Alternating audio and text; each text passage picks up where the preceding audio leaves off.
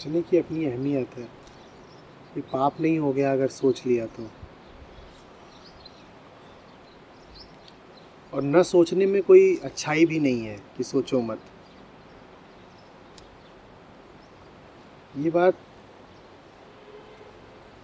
जो लोग पहले सेशन में आ चुके हैं या जो लोग वीडियो वगैरह देख चुके हैं, ये मैं कई बार बोल चुका हूँ कि क्या कर रहे हो उसकी अहमियत नहीं होती, कहाँ से कर रहे हो उसकी अहमियत होती है। कर्म की नहीं, कर्ता की, कर्म की नहीं केंद्र की अहमियत होती है।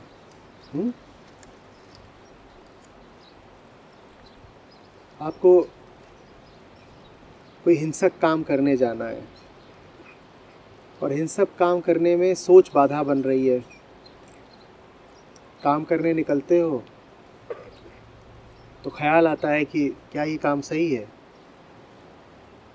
तो तुम अपनी सोच को ही चुप करा दो, उसका मुंह बांध दो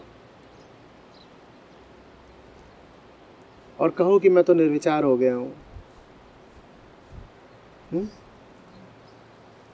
तो ये निर्विचार किस काम का, क्योंकि ये आ किस केंद्र से रहा है,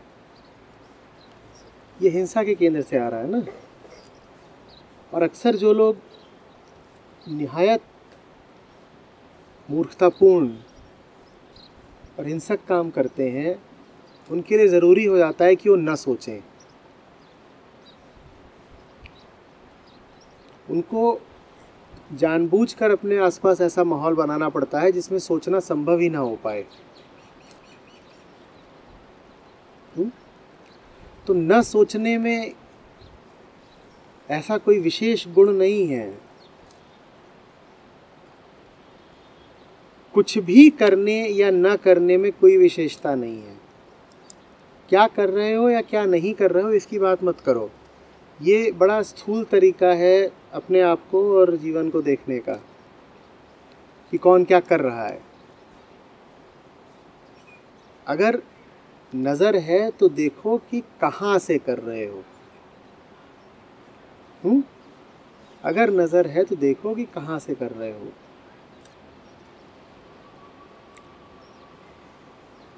गणित की कोई समस्या है, जीवन की भी कई समस्याएं हो सकती हैं, कई स्थितियां हो सकती हैं जिनमें विचार करना आवश्यक हो सकता है। अब आप उस विचार को बुरा, गलत वगैरह थोड़ा ही ठहरा सकते हो।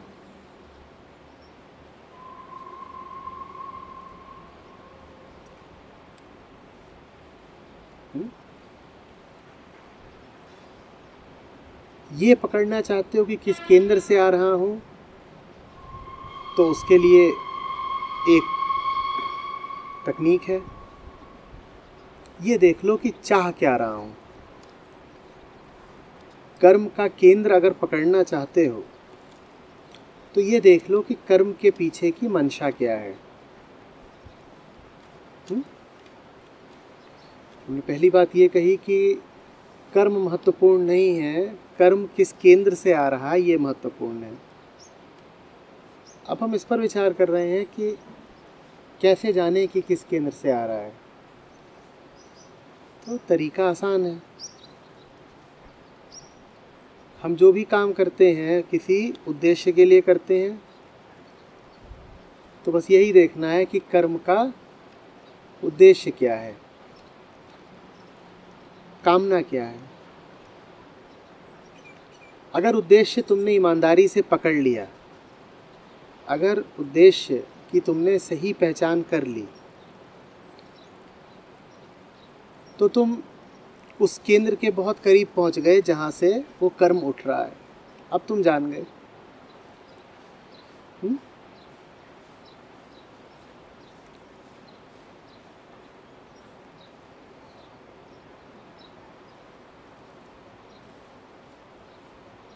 उसके बाद अगर तुम्हें निर्णय करना हो तो करते रहना कि ये कर्म अच्छा है कि बुरा है कि क्या है। उस निर्णय की कोई विशेष कीमत नहीं है, पर अगर मन कर ही रहा है कोई निर्णय लेने का तो ले लेना, पर निर्णय सही आधार पर लो ना।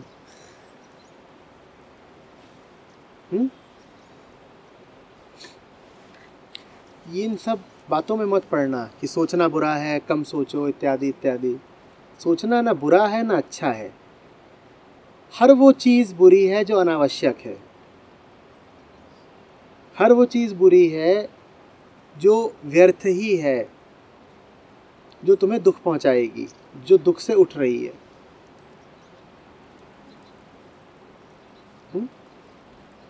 अभी ऐसी सी बात है कि चलना अच्छा है कि बुरा है? बताओ, चलना अच्छा है कि बुरा है? हाँ, शरीर का चलना अच्छा है कि बुरा है? तो चल दो, अच्छा है तो चल दो भाई।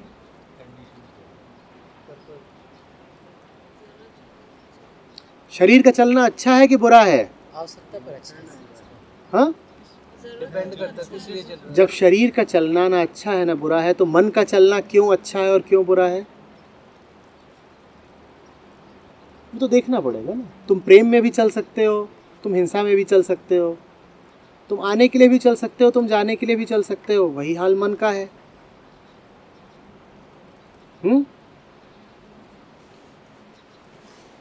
मन मंदिर की ओर भी जा सकता है, मन कसाई घर की ओर भी जा सकता है। अब पूजा घर की ओर जाना और कसाई घर की ओर जाना, दोनों स्थूल रूप से देखो तो चलने के ही काम है।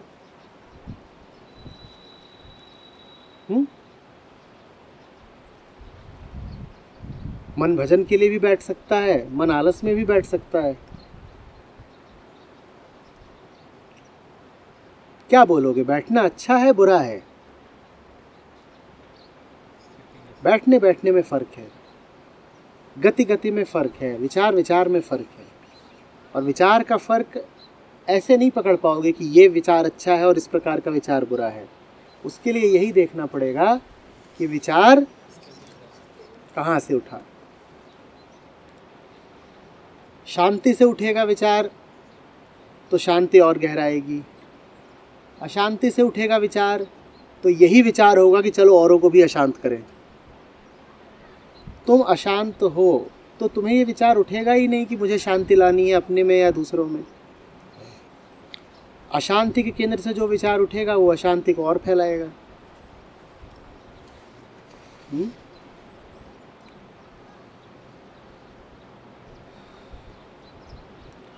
अधिकांशतः हम जो विचार करते हैं वो व्यर्थ होते हैं। इसीलिए जानने वालों ने बार बार विचार की व्यर्थता पर जोर दिया है। ऐसा क्यों होता है कि हमारे ज़्यादातर विचार अनावश्यक, व्यर्थ और बस शोर होते हैं?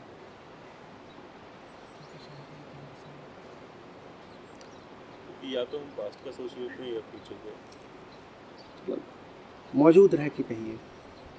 हमने कहा विचार ना अच्छा होता है ना बुरा, निर्भर करता है किस केंद्र से उठ रहा है। अब साथ ही साथ हम ये भी कह रहे हैं कि अधिकांशतः हमारे विचार फिजूल होते हैं। तो ये दोनों बातें मैं एक साथ कैसे कह रहा हूँ?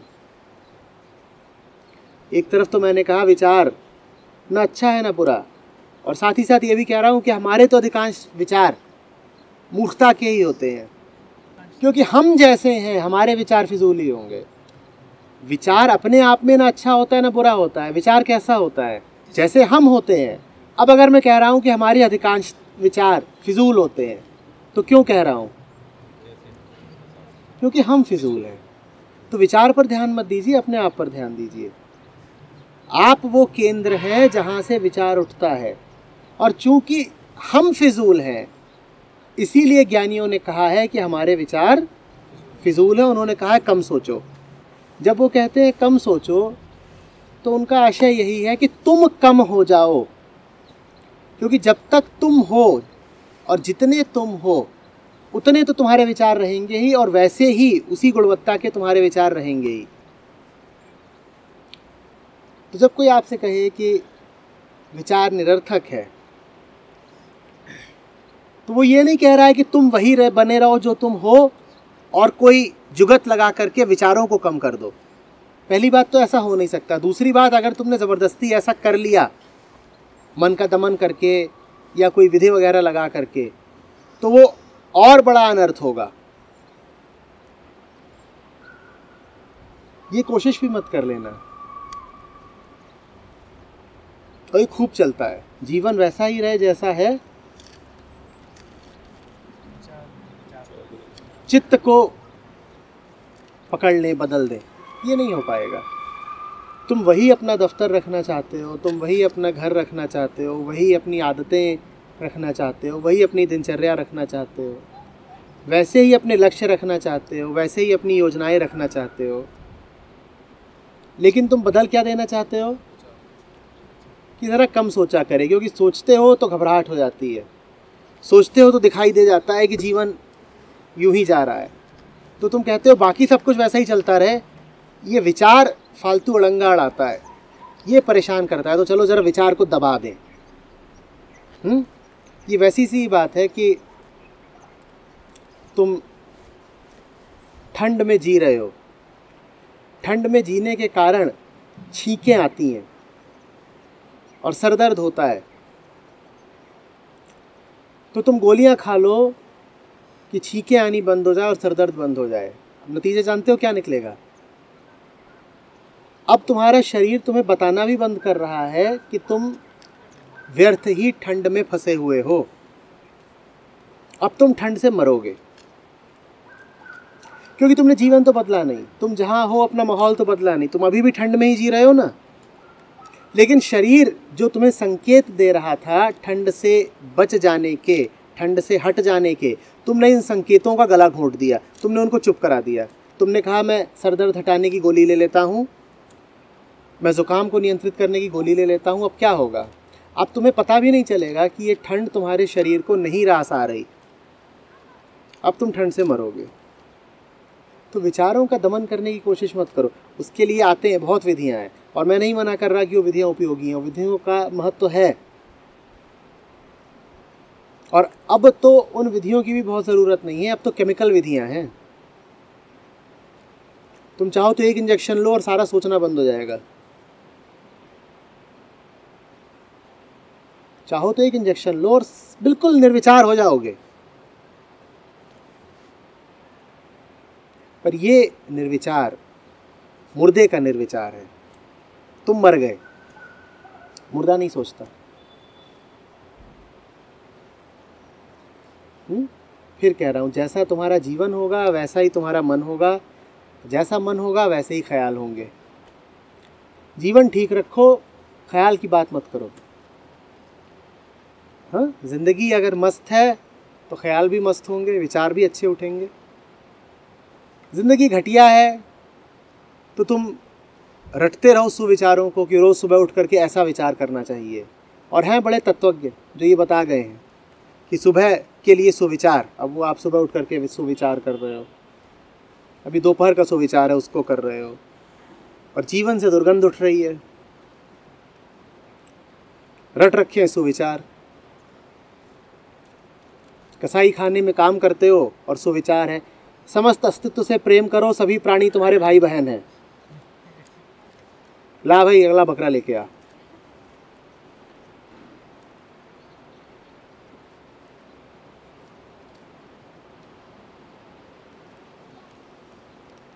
जिंदगी पे ध्यान दो, कर क्या रहे हो। बहुत गौण बातें हैं कि कह क्या रहे हो। इन सब बातों से उलझने से इतना ही होना है कि जो वास्तविक बातें हैं वो दरकिनार हो जाएंगी, वो छुप जाएंगी। ये जो छुटभइये प्रश्न होते हैं, ये जो क्षुद्र मुद्दे होते हैं, इनसे उलझने से नुकसान यही होता है। तुम उलझे रहो इसी बात पे कि रोटी ठंडी है कि गर्म। अब तुम्हारे सामने ये प्रश्न कहाँ उठेगा कि जीवन कैसा चल रहा है। तुमने तो अपने लिए सबसे विकराल समस्या यही बना ली है ना।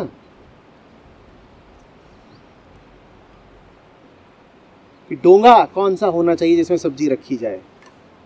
और बहुत लोग हैं जिनके लिए जीवन का सबसे महत्वपूर्ण सवाल यही है, पर्दे किस रंग के होने चाहिए, क्रॉकरी कहाँ से खरीदनी है, चप्पलों के कितने जोड़े रखें,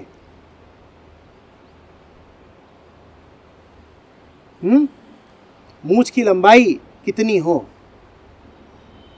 आखिरी नैनोमीटर तक बताओ। देखिए ऐसे लोग जिनके लिए जीवन में ये बड़े महत्वपूर्ण सवाल हो जाते हैं।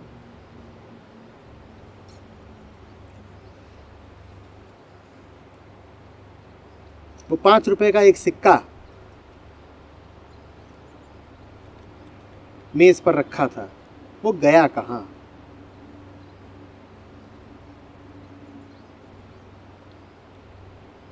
चार दिन से छानबीन चल रही है कि वो 5 का सिक्का गया कहाँ। और हो सकता है आपकी खोज सफल भी हो जाए, आपको अंततः वो 5 का सिक्का मिल जाए।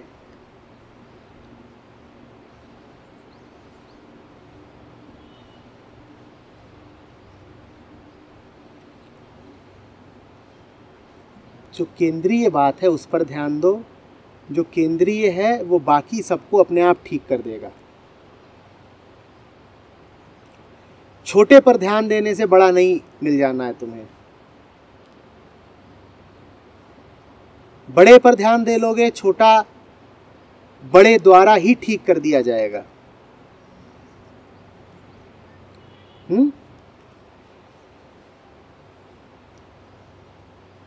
जिन्होंने समझा है इसीलिए उन्होंने छोटे छोटे को छोड़ा। उन्होंने कहा हम तो जो प्रथम है, जो केंद्रीय है, जो वास्तविक है, उसके साथ रहेंगे, उस पर ध्यान देंगे। उस पर ध्यान दे लिया तो बाकी सब अपने आप ठीक हो जाएगा। इसी को ध्यान कहते हैं और इसी को संन्यास कहते हैं।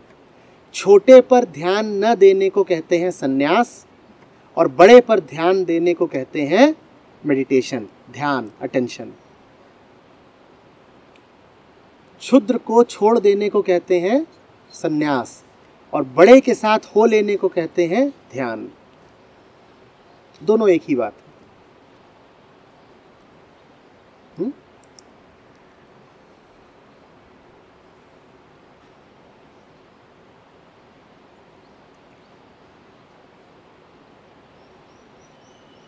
अब बैठे हो ध्यान में,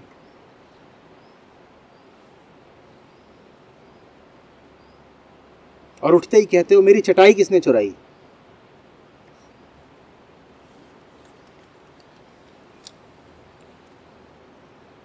क्या ध्यान कर रहे हो?